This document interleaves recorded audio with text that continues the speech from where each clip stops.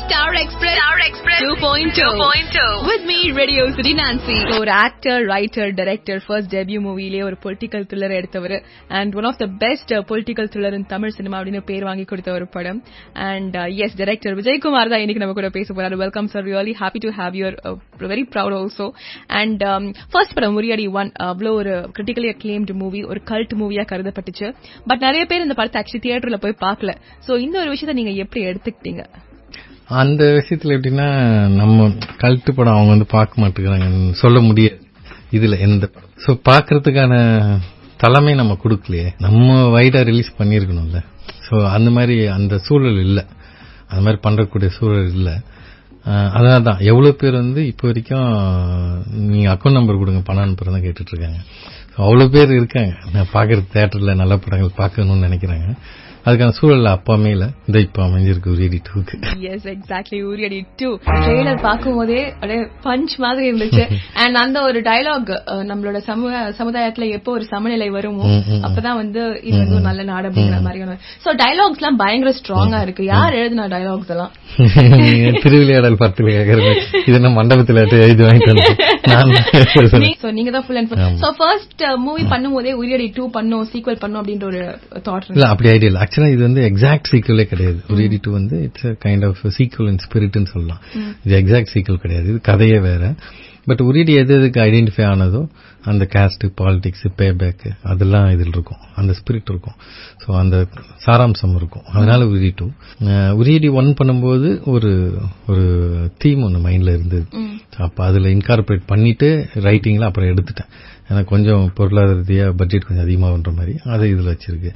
So எக்ஸாக்டா name உரியடி 2, ஆனா எக்ஸாக்டா இந்த படம் தான் பண்ணும் அப்படின்றது ஐடியா இல்ல. 2-3 கன்சிடர் பண்ணேன். பட் இது நம்ம ரொம்ப வருஷமா மைண்ட்ல இருந்ததுனால இது பண்ணலான்னு பண்ணது. இதுக்கான தேவைகள் இருக்கு. One of the best political thriller in Tamil cinema அப்படின்னு ஒரு பேர் வாங்கி கொடுத்த ஒரு படம், கிரிட்டிக்கலி அக்ளைம்ட். சோ நிறைய பேருக்கு ரொம்ப பிடிச்ச ஒரு படம், அவ்வளவு பெரிய ரெஸ்பான்ஸ் இருந்தது. அதுக்கப்புறமா ஒரு பெரிய ரெஸ்பான்சிபிலிட்டி உரியடி 2 எடுக்கும்போது. சோ எப்படி நீங்க பாத்தீங்க உரியடி 2 எடுக்கும்போது? இந்த மாதிரி விஷயங்கள் எல்லாம் பார்க்கணும், எப்படி இருந்துச்சு சீக்வல் பண்ணலாம் அப்படின்னு ஆரம்பிக்கும் போது? அது முழு அக்கறையோட தான் பண்ணது அந்த படம். ஆடியன்ஸை ஏமாத்திடக்கூடாதுன்னு சொல்லிட்டு. ஏன்னா நம்பி நம்ம படம் பார்க்க வராங்க, டைம் ஸ்பெண்ட் பண்றாங்க, மணி ஸ்பெண்ட் பண்றாங்கன்னா ஏமாத்தக்கூடாதுன்னு. அதுதான் இதுலயும். ஸோ அடிஷ்னலா நான் எதுவும் எடுத்துக்கல. அது நல்லா இருக்குன்னு சொல்லிட்டாங்க, அதனால நமக்கு ஸ்ட்ரெஸ் ஆயிடுச்சு அப்படிலாம் எதுவும் எடுத்துக்கல. ஒவ்வொரு படம் பண்ணும்போதும் அதுக்கான டைம் ஸ்பெண்ட் பண்ணி அதுக்கான நேர்மையை கொடுத்து, என்ன சொல்றது, முழு உழைப்பையும் அர்ப்பணிப்பையும் கொடுத்து தான் பண்ணணும். அப்படிதான் இதுவும் பண்ணியிருக்கு. வேற எதுவும் இல்ல எனக்கு. இதுலயும் டிசப்பாயிண்ட் ஆக மாட்டாங்கன்றது நம்பிக்கை. ஓகே, ஃபுல் எஃபர்ட்ஸ் அண்ட் அந்த ரெஸ்பான்சிபிலிட்டா சேர்த்து ஒழுங்கா தான் படம் பண்ணிருக்கோம். வேற எதுவும் இல்ல, நீங்களே வந்து பாத்தீங்கன்னா புரியும் அப்படிங்கறத சொல்லிருக்காரு. ஆக்சுவலி ட்ரெய்லர் பார்த்தாலே தெரியும். சோ ட்ரெய்லர் பார்க்கும்போது ஒரு ஸ்னீக் பீக் வேற ரிலீஸ் பண்ணிருந்தீங்க. சோ இந்த படத்துல இந்த மாதிரி பிரச்சனைகள் எல்லாம் பேசப்படும் அப்படிங்கிறது, அதையும் தாண்டி இதுல இந்த மாதிரி விஷயங்கள் இருக்கு அப்படின்னா மக்களுக்கு என்ன மாதிரி விஷயங்கள் இருக்கும்? என்ன மாதிரி விஷயம்னா, இந்த படம் கொஞ்சம் விஷயங்கள் பேச வைக்கும், விவாதிக்க வைக்கும். எதுக்கும் சொல்யூஷன் பெருசா சொல்ல கிடையாது, நம்ம வேலையும் அது கிடையாது. பட் மக்கள் சந்திக்கிற பிரச்சனைகள், அடிப்படை தேவைகளை பத்தி பேசியிருக்கோம். மக்களுக்கு அடிப்படை விஷயங்கள் சில விஷயம் இருக்கு இல்லைங்களா, நீர், நிலம், காற்று, உணவு, அந்த மாதிரி அதுல ஒண்ணு பேசியிருக்கு.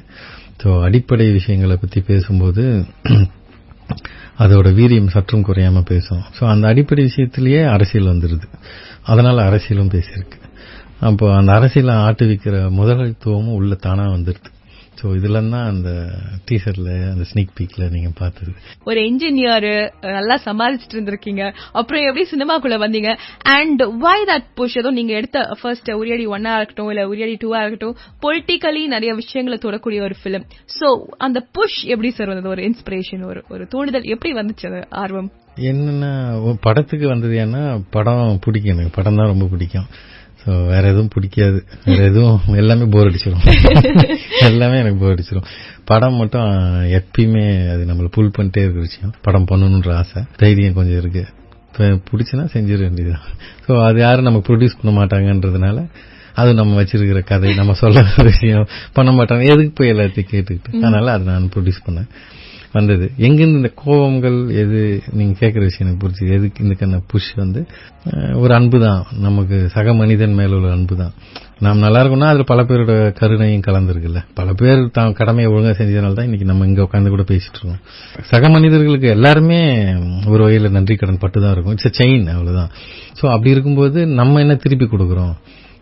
நம்ம செய்யற தொழில இருந்து திருப்பி கொடுக்கலாம், இல்ல தொழில் தாண்டி தனியா போய் தனியா ஏதாவது செய்யலாம்.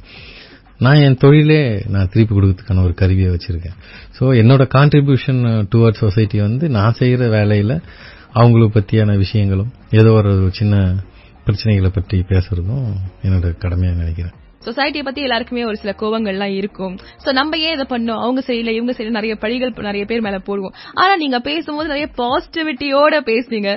சோ படமும் அப்படிப்பட்ட ஒரு பர்சன். ஆமா, அதனால திருப்பி அடிக்கிறது எப்பயுமே வந்து ஒத்துக்க முடியாது. என்ன பிரச்சனை இருந்தாலும் என் படங்களோட எல்லா கிளைமேக்ஸும் இப்பயே சொல்லிடுறேன். இன்கேஸ் நான் எப்ப டைரக்ட் பண்ணாலும் தோக்க மாட்டோம். நம்ம வந்து கதையை மாந்தர்கள் வந்து முக்கியமா தோக்க மாட்டோம். இந்த பாசிட்டிவா தான் வைப்போம். ஏன்னா நம்பிக்கை போயிடுச்சுன்னா எல்லாமே போயிடுச்சு. we are dead. லைஃப்ல அந்த நம்பிக்கை தானே நம்மள ஏதோ நடந்துரும் அப்படிங்கிற நம்பிக்கை தான் நம்மள கொண்டு போகுது. ஸோ அந்த பாசிட்டிவிட்டி இருக்கணும்னு நினைக்கிறேன் லைஃப்ல. ஆனால் அதே சமயத்தில் பாசிட்டிவா இருக்குன்றவங்க பண்ற தவறு வந்து பிரச்சனைகளும் குறைகளையும் கண்டுக்காம போறது. நான் நல்லா இருக்கேன், அப்போ பாசிட்டிவா நான் லைஃப் அணுகிறேன்னு சொல்லிட்டு பிரச்சனைகளை அணுகாம பார்க்காம போகக்கூடாது. பார்க்காம அதை பேசணும். அதை எப்படி வெளியே வரலாம் அப்படின்றத சிந்திக்கணும். அதுதான் என்னோட தனிப்பட்ட சிந்தனையும் படங்களோட சிந்தனையும். வண்டர்ஃபுல். படத்தோட மியூசிக் டைரக்டர் கோவிந்த் வசந்தா ஏற்கனவே 96ல அவர் பண்ண ஒர்க்கை பார்த்து ஏகப்பட்ட ஃபேன்ஸ் அண்ட் நிறைய எக்ஸ்பெக்டேஷன்ஸ். ஸோ அவரு கூட ஒர்க் பண்ண எக்ஸ்பீரியன்ஸ் நீங்க முன்னாடி டிசைட் பண்ணிட்டீங்களா படம் பண்ணும்போது இவர் தான் வந்து மியூசிக் கம்போஸ் பண்ணணும் அப்படின்னு சொல்லிட்டு? உரியடி 1க்கு வந்து கோவிந்த் யோசித்தது. ஸோ தாய்க்குடம் பிரிட்ஜ் அவரோட பேண்ட் எனக்கு பிடிக்கும். அவர் பண்றது, அவங்களோட மியூசிக், அவங்களோட டேஸ்ட் எல்லாமே. ஸோ அவங்கள அப்ப யோசிச்சது. அப்ப சில சூழலால பண்ண முடியல. உரிய 2க்கு வந்து யாரையும் யோசிச்சது இல்லை. நான் பெரிய வேலை பிஜிஎம் பண்றது, கேரி ஆகணும். படம் புரிஞ்சுக்கணும், நீங்க படத்தோட மோட்டிவ் புரிஞ்சுக்கணும், சீனோட மோட்டிவ் புரிஞ்சுக்கணும், சீனை எப்படி பிகின் பண்ணி எப்படி முடிக்கிறோம், ஒவ்வொரு சீனோட பர்பஸ் புரிஞ்சுக்கணும்.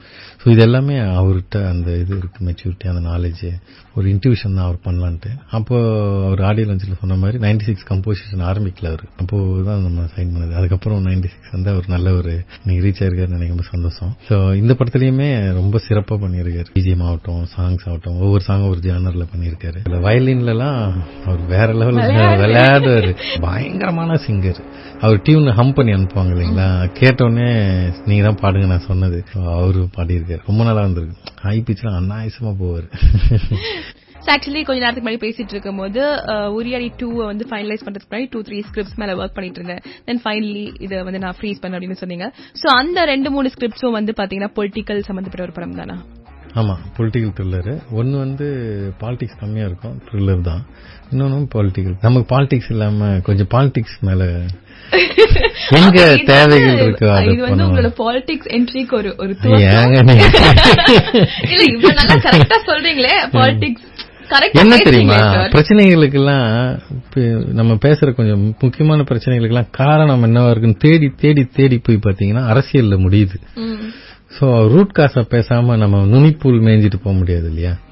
அடி வேற பிடிச்சி என்னன்னு பிடிக்கி பாக்கணும்ல, அதனால அரசியல் போயிடுது. உங்களுக்கு are you interested sir in politics? Would you? இன்னும்